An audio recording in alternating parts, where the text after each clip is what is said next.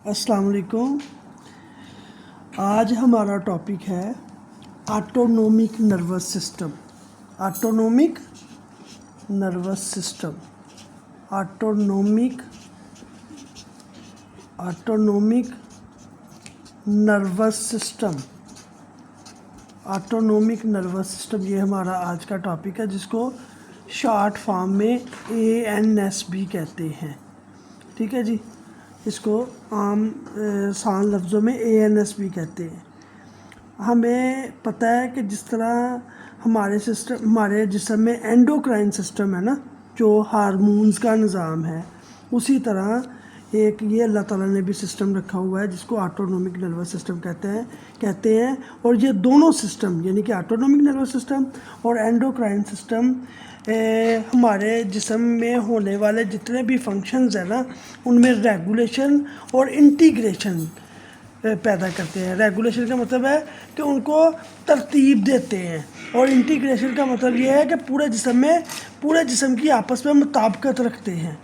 इस तरह ही जो ANS है, अब खाली ANS की बात करने लगे हैं कि जो ANS है उसका काम क्या है कि उसने विसरल फंक्शंस को कंट्रोल करना है। विसरल फंक्शंस का मतलब ये होता है कि हमारे जिस्म के अंदर जो पाए जाने वाले जिस्म के अंदर पाए जाने वाले जो ऑर्गन्स हैं उनके फंक्शंस को वो कंट्रोल करता है। इसलिए चूँकि हमारे जिस्म के अंदर पाए जाने वाले जो ऑर्गन्स हैं वो हमारे कंट्रोल में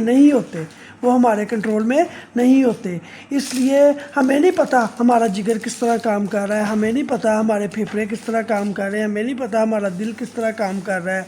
इसलिए हम ये कह सकते हैं कि जो ANS है वो इनवॉलंटरी नर्वस सिस्टम है। इनवॉलंटरी यानी कि इनवॉलंटरी का मतलब होता है जो हमारे कंट्रोल में ना हो। दो तरह के फंक्शन होते हैं ना, एक वॉलंटरी का मतलब है जो हमारे कंट्रोल में है, जैसे हम अपने बाजुओं को, हाथों को, टांगों को हरकत दे सकते हैं, उठ के जा सकते हैं। ऐसे फंक्शंस होते हैं जो हमारे कंट्रोल में नहीं होते, जैसे हमारे दिल का धड़कना, हमारे सांस वाला निज़ाम। तो ये जो ANS है हमारे इनवॉलंटरी फंक्शंस को कंट्रोल करता है, इसलिए हम ANS को इनवॉलंटरी नर्वस सिस्टम भी कह सकते हैं। ठीक है जी, ये हो गया। अब अगला क्वेश्चन है कि व्हाट इज़ न्यूरॉन। अब हम वो चीज़ें पढ़ने लगे हैं जिनका तल्लक ANS के साथ है। अब न्यूरॉन क्या चीज़ है? न्यूरॉन क्या है कि हमारे नर्वस सिस्टम का बुनियादी स्ट्रक्चरल एंड फंक्शन यूनिट, यानी कि हमारे नर्वस सिस्टम के स्ट्रक्चर को भी बनाने वाला और हमारे नर्वस सिस्टम के फंक्शन को भी परफॉर्म करने वाला जो इकाई है ना, जो यूनिट है, वो न्यूरॉन है। यानी कि न्यूरॉन ही आपके नर्वस सिस्टम को बनाता है और न्यूरॉन्स ही मिलके आपके नर्वस सिस्टम के फंक्शन को परफॉर्म करते हैं। इस तरह आगे एक क्वेश्चन पेपर में आ सकता है कि जिस तरह आपके जिस्म में पाए जाने वाले दूसरे सेल्स हैं, इस तरह न्यूरॉन भी एक सेल है। जिस तरह दूसरे सेल्स में न्यूक्लियस मौजूद है, इस तरह न्यूरॉन के सेल में भी न्यूक्लियस मौजूद है। जिस तरह दूसरे सेल्स में साइटोप्लाज्म मौजूद है, इस तरह न्यूरॉन के सेल में भी साइटोप्लाज्म मौजूद है। जिस तरह दूसरे सेल्स में साइटोप्लाज्म में डिफरेंट ऑर्गेनेलीज मौजूद है, इस तरह न्यूरॉन के सेल में भी ऑर्गेनेलीज मौजूद हैं।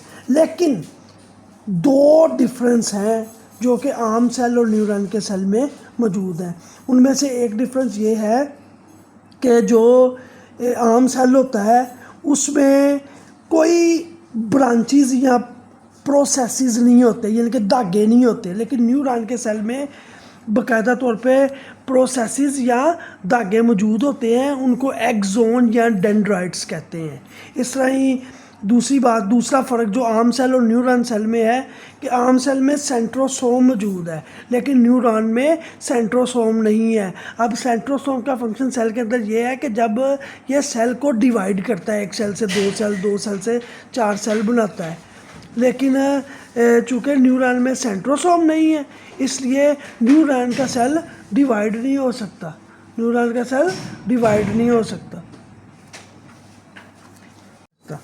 उसके बाद नेक्स्ट क्वेश्चन है, न्यूरॉन कह लें या नर्व सेल कह लें, एक ही बात है। उसकी classification of classification of nerve cell, classification of nerve cell. अब जब भी हम कोई क्लासिफिकेशन करते हैं वो किसी बेस पे करते हैं। जैसे मैं कहूँ जी फर्स्ट ईयर के लड़के इस कमरे में चले जाए, तो मैंने बुनियाद क्या बनाई है, उनके ईयर को मैंने बेस बनाया है। तो सेकंड ईयर के इस रूम में चले जाओ, मैंने ईयर की बेस पे स्टूडेंट्स को उनके रूम्स में भेज रहा हूँ। ठीक है, इस तरह नर्व सेल की भी क्लासिफिकेशन, अब जब भी क्लासिफिकेशन आएगी तो उसकी बेस पूछी जाएगी किस बेस पे है। तो यहाँ पे जो नर्व सेल की क्लासिफिकेशन है वो उनकी फंक्शन की बेस पे है कि वो न्यूरॉन क्या फंक्शन परफॉर्म कर रहा है। तो इस लिहाज से जो है वो दो तरह के न्यूरॉन्स हैं, एक मोटर न्यूरॉन है, मोटर न्यूरॉन, इनको इफ्रेंट न्यूरॉन भी कहते हैं। ये स्पेलिंग जरा ध्यान में रखिएगा, इफ्रेंट न्यूरॉन भी इनको कहते हैं। ठीक है जी, इफ्रेंट न्यूरॉन। और दूसरे हैं सेंसरी न्यूरॉन, इनको सेंसरी न्यूरॉन कहते हैं। अभी इनकी तफसील बताते हैं। सेंसरी न्यूरॉन यानी कि इनको ए फ्रंट, वो ई फ्रंट है, ये ए फ्रंट है, ए फ्रंट न्यूरॉन भी इनको कहा जाता है। ए फ्रंट जैसे स्पेलिंग जेल में रखिएगा, वो ई फ्रंट है, ई और ए का फ़र्क है। ठीक है जी। अब ये जो मोटर न्यूरॉन है इनका क्या फंक्शन है, हम चूँकि फंक्शन की बेस पे इनकी क्लासिफिकेशन पढ़ रहे हैं। इनका फंक्शन ये है कि ये आपके दिमाग यानी कि आपके CNS का मतलब होता है सेंट्रल नर्वस सिस्टम, उसमें ब्रेन भी आ जाता है और स्पाइनल कार्ड भी आ जाती है। यानी कि ये आपके दिमाग या स्पाइनल कार्ड से मैसेजेस को आपके जिस्म के इर्द गिर्द हिस्सों तक लेके आता है, और आपके जिस्म के इर्द गिर्द के हिस्से जो इस मैसेज को रिसीव करते हैं उनको फैक्टर्स कहते हैं।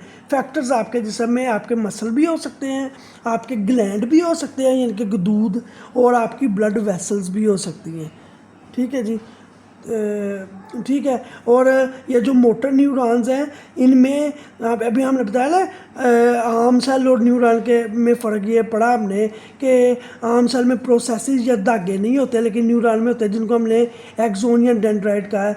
अब इनके एक्सोन लंबे होते हैं, जो मोटर न्यूरॉन के एक्सोन लंबे होते हैं और डेंड्राइट छोटे होते हैं। ये एक्सोन डेंड्राइट का फ़र्क मैं नेक्स्ट लेक्चर में बताऊंगा इंशाल्लाह। ठीक है जी। एक्सोन मोटर न्यूरॉन के जो एक्सोन है वो लंबे होते हैं और डेंड्राइट्स छोटे होते हैं, शॉर्ट होते हैं। अब ये जो सेंसरी न्यूरॉन्स है ये क्या करती है, आपके जिस्म में जो रिसेप्टर्स मौजूद हैं जो आपके इर्द गिर्द से मैसेज रिसीव करते हैं उनको ब्रेन तक पहुंचाते हैं, उनको ब्रेन या स्पाइनल कार्ड तक जो मैसेज पहुंचते हैं जिन न्यूरॉन्स के ज़रिए, उनको सेंसरी न्यूरॉन्स कहते हैं। और सेंसरी न्यूरॉन्स में मोटर न्यूरॉन्स के बरक्स जो एक्सोन है वो छोटे होते हैं और डेंड्राइट्स लंबे होते हैं। जी, थैंक यू वेरी मच।